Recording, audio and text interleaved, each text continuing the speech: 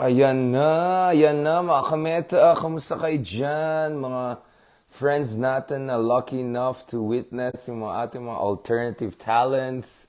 Kasama dyan yung mga Michael Jackson moves. Kamusta kayo dyan, mga kameta? Ayan, sabi ko sa inyo, pag may family obligations, talagang kailangan na magbigay ng lahat para matuwa yung ating mga La Familia. Lalo ngayon, nag-expand yung family namin. Ano, meron na kami mga Mexicano, kung anong lahi na naman nadagdag sa pamilya namin, di ba? Hindi lang kami Foronda, hey Darian, Herrera. So congratulations again dito sa, ang gulo pala dito. Sira yung ano ko. Ayan na. Ayan na mga kameta, kamusta kayo dyan? Dito muna ako sa may mga laundry. Maglinis-linis kami dito. Ayan, kamusta kayo dyan mga kameta? Na-miss ko kayo. It's been a while na nagkaroon tayo ng matinong pagsusuri, pag-uusap sa ating bayan, ukol sa ating bayan. But I hope you guys are enjoying your moments. Ayan, medyo natin dito talaga. Para makita niyo yung ating Cristiano Ronaldo, Ayan na, how's na kayo dyan mga kameta? Nakita niyo yung mga the moves natin. Rusty pa yan ha, rusty pa yan. Huwag kayo yung mga iba dyan wag na kayo umasa. Pag ako ay hindi rusty, pag ako nag-train, lagot kayo sa akin. Ayan talaga mga kameta. Kamusta kayo dyan mga kameta? Wow! Ito na, patapos ng taon. Ang dami nangyari sa taon na to. Kasama dyan ang mga ka-unity, may Made in Malacanang, magkakaroon pa ng second edition ng Made in Malacanang. Nako, marami naman tayong Ayan na, balik na lang tayo dyan. Wala natin internet dyan. Ayan, humihin natin internet dun sa garden. Saan lang tayo. Makameta. Ay. Dami natin na pag-usapan sa taon na ito. May bago na time naging presidente itong year na to. Hindi na si Tatay Digong ang ating presidente. Meron na tayong iba, very hardworking, very dedicated, very polite. Yan, disente ang dating, di ba? Ayan na, kamusta kayo dyan mga kameta? Ayan na, nag-comment na yung isa na ano daw, John Travolta moves. Sabi na, grabe naman John Travolta, yung Zaddy, millennial pa rin. John Travolta, wala na yan, boomer na yan. Binuli pa naman ako ni Paring Jano. Nag-comment pa sa mga dance moves natin. Hindi na alam, rusty lang yan. Ayan, magpasalamat ako sa lahat ng mga sumabaybay sa ating journey to becoming a vlogger. Wala pinag-aralan tayo ng pamilya natin, nag-aaral tayo, pumunta tayo sa universidad, nagturo tayo sa mga medyo matitinong universidad, mga ano lang naman, mga UP at Lasal. Pero, vlogger talaga guys, vlogger ang ating ito na naman tayo. At yan ang problema, once you go down the vlogger road, it's a rabbit hole, kung ano naisip mo. Pero yung dance moves kahapon guys, ito yung context, okay? Ang context is, ako yung nagvi-video sa family and all, tapos ginagawa ko mga 360, mga style YouTuber, UAV, drone, tapos biglang kinuha ng isang pinsan natin from US, etong camera natin at pinasaya tayo. Siyempre, tayo naman ay natin ma-disappoint yung family. So, todo bigay tayo. Medyo ginalingan lang masyado, rusty pa. So, hindi nyo pa nakita yung mga totoong moves natin na Michael Jackson moves. Yun! Okay! So, mukhang pasado na yung Maharlika. At ako pa naman ay nag-join sa inyo galing sa Solid North na medyo minsan liquid, minsan solid. Ay nako, nakapasa na yung Maharlika, which just tells you guys that when it comes to our political system, it's political capital that triumphs and trumps over perhaps much needed scrutiny and checks and balance. Ayan na, medyo...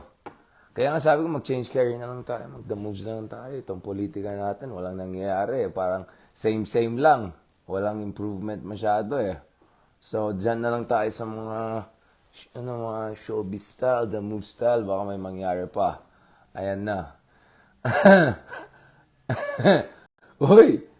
Yung isa yung mga comments nyo ha, presidente natin yan, magpakabait tayo, huwag tayong magbully. Okay? Presidente natin. Nakabalik na si presidente from kanyang Europe trip.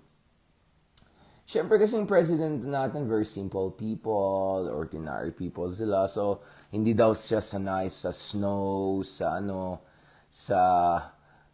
first world, four seasons, gano'n. So, nagtanong ako sa Twitter, sabi ko, di ba yun, nag-aral na matagal sa England yun, boarding school pa, ano pa.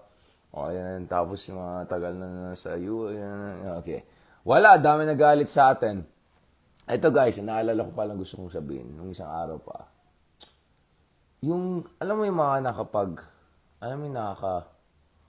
ay nako, ano kaya magandang sabihin dito na maganda? Alam mo yung surprise, let's just put it that way. Yung mga interesting, let's just put it that way, para politically correct. Yung mga interesting, ito yung mga kababayan natin guys, nakapunta sa mga maunlad na bayan, nakapag-enjoy ng nilubos-lubusan na yung rule of law, yung human rights. Kasi alam niyo guys, pag nakapunta kayo sa countries like Australia, New Zealand, Europe, US, hindi masyado. Pero yung mga ganyan bansa, yung mga matitinong bansa, ang dami mong karapatan. Kahit immigrant ka, kahit di ka pa citizen, ang dami mong karapatan. Kahit resident ka pa lang, ang dami mong karapatan. Kahit green card holder ka lang, ang dami nilang karapatan. No? Even dun sa mga hindi gano'ng kamaunlad na bansa or hindi gano'ng kademocratic na bansa, no? Nakikita natin na ang taas ng respeto, no? Na binibigay sa buhay ng tao, no? Sa dignidad ng isang tao. At napakaganda ng sistema nila kung saan talagang sinisigurado na walang unfair accusation sa iyo, meron silang strict rules against that, meron silang sinisigurado na walang unfair abuse ng estado sa iyo, hindi ka pwede basta-basta lang ma-deport, hindi ka basta-basta pwede abusuin ng pulis, hindi ka pwede basta-bastahin ng mga politiko sa kanila, mga bayan na gano'n.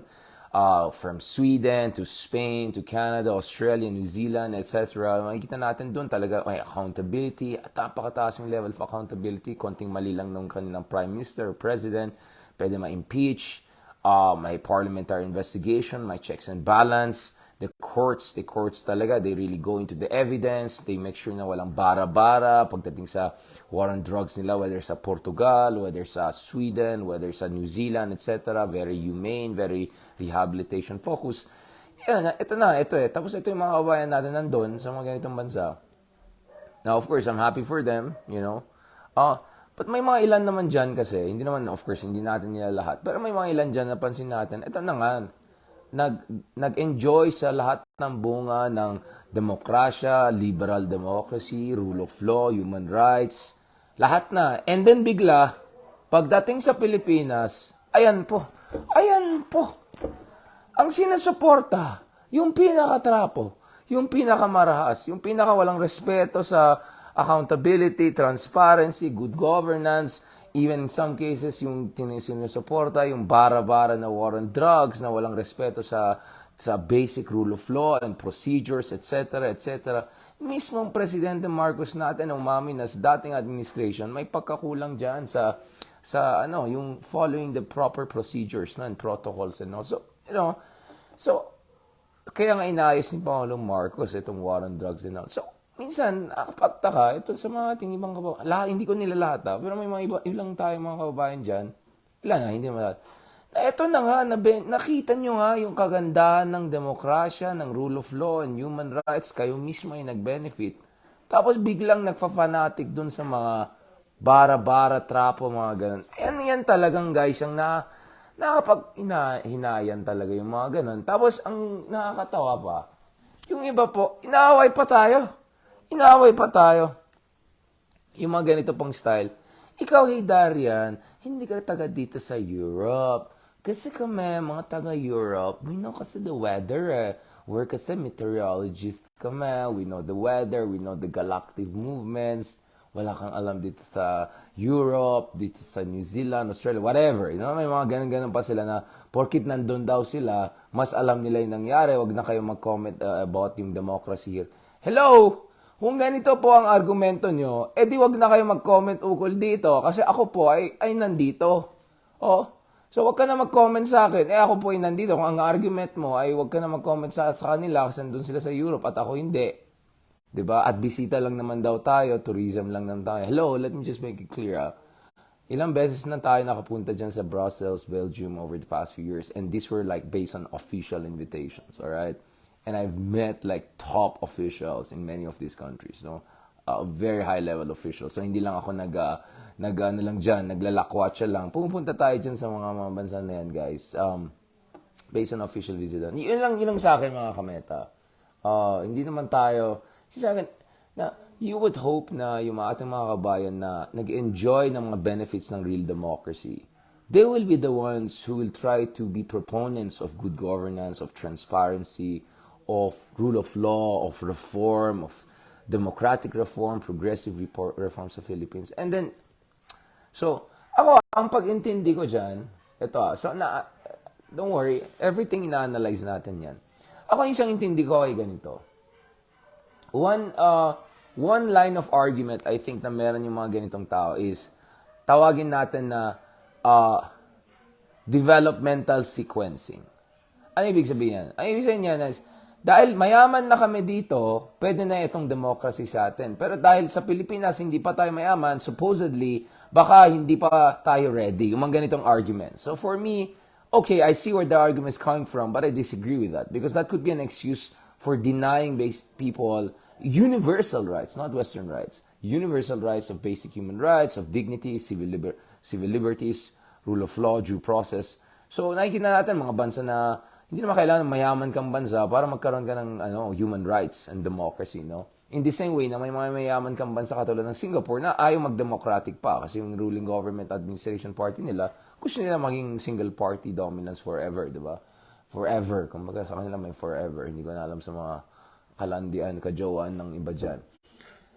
Now, so that's one line of argument. Developmental sequencing or something like that. Or authoritarian developmentalism. Ang kailangan ngayon kasi hindi pa umabot ng Pilipinas sa level na yan. So may ganun, no? Ayan, may mga kasama tayo dyan joining us from Africa, from Uganda. Kamusta naman kayo dyan? Joining us. Thank you for joining us from all around the world. Yung mga kasama natin dyan, gitnang silangan, no? So that's one thing, no? That's one thing. And as I said, I have some disagreements with that because income level is not necessarily a good predictor of democratic health or democratic opening. And for me, sometimes that sequencing argument could be used as an excuse to justify forever authoritarian system, no matter how educated, no matter how yearning for democracy and freedom the people are. The second line of argument I see is just basic tribalism. Basic tribalism. So marami dyan, ano namin yan? Kaprobinsya namin yan, or kalahi namin yan, or kaano na yan, susuportahan natin yan. Ganun yan, regardless, basta, kasi kilala namin, they're nice to me, ganon. So, they're nice to my father, they were nice to my relatives, yung mga ganun style, yan. So, yun ang isa pa, na parang, just call it personal affinity, no? There's a third element, and of course, obviously, personal affinity, yung shake hands ka lang ng politiko, pinansin ka lang, so biglang okay ka na sa kanya, o kalimutan na natin lahat ng mga problema sa kanya, or questions about the merit and all, ay malaking problema yan. That's a very immature, problematic way of voting or making political decisions. But it's understandable, we're human beings. Pangatlo, let's just call it frustration. No, frustration. I think marami sa ating mga kababayan, they go abroad, they see a lot of success, prosperity. They go even to neighboring authoritarian countries na like Vietnam, for instance, or Thailand, etc. And they say, ito mga to, siguro, dahil authoritarian sila, kaya sila umunlad, no? Obviously, that's a very simplistic way of understanding things. That means na hindi nila naintindihan yung strength, yung importance of institutions, trade policy, industrial policy, all of those things that we've been talking about, mga kameta. So they make this kind of a simplistic connection na, authoritarian, therefore rich. Of course, I can give you a lot of authoritarian countries na hindi mayaman. Punta ka lang sa Central Asia, punta ka lang sa Africa, punta ka lang sa, you know what I'm saying, Latin America, etc. You can see many countries Go to North Korea, right? Very authoritarian, very poor. No, so I think that's also let's say out of frustration, people are looking for magic bullet, and their idea is that the kind of authoritarian leader will automatically solve our problems all. So I said these 3 lines of arguments there. And the 4th line is ganito. At ito guys, dito I'm gonna be a little bit constructively critical. Another line of argument is that may mga kababayan tayo dyan na they were expecting dahil nasa abroad sila or mga mayaman na bansa, automatically yung kanilang opinion ay nirerespeto. Now, for some reason, nung nagmaganda or nag-ano yung iba, biglang inatake ng mga itong mga dilawan, etc. Binabo yung grammar nila, question yung kanilang competence, yung kanilang gray matter, etc. Ay nabuwisit. So siguro, out of spite for the so-called dilawan, naging pro-kabila. Ay kung enemy of my enemy is my friend, that kind of mindset. So, tayo po ay na profile natin lahat ng mga potential reasons for people to vote in a certain way. Now, I do this not to cast judgment, but to cast a possible understanding, no? A shadow of understanding over why some of our kababayan, some, not all, some of our kababayan who should know better, who should know why human dignity, human rights, transparency, accountability are important, are not necessarily supporting the kind of politicians that reflect those values back home dito sa Pilipinas. No? It's interesting. It's an interesting sociological phenomenon that I think is worth examining, etc. So yun ang gusto natin pag-usapan isang araw, etc. pa. Ay nako, let me tell you mga kameta, please, okay, don't tell me what to do, okay? I'm very sensitive about that. No one tells me what to do. Lahat pang ginagawa natin, pinag-isipan natin mabuti. Alam ko yung mga ibang kameta natin, malaki yung pagmamahal sa atin, inisip tayo parati, kaya wag daw patulan, gano'n. No, guys, alam mo, eto, sabihin ko to kaya nga tayo nandito, dahil yung mga ibang politiko ay hindi lumaban. Sinabi nila, we're too good, they're too low for us, they're not worth our saliva, gano'n. Kaya nga tayo nandito, mga kameta. Yun ang problema natin.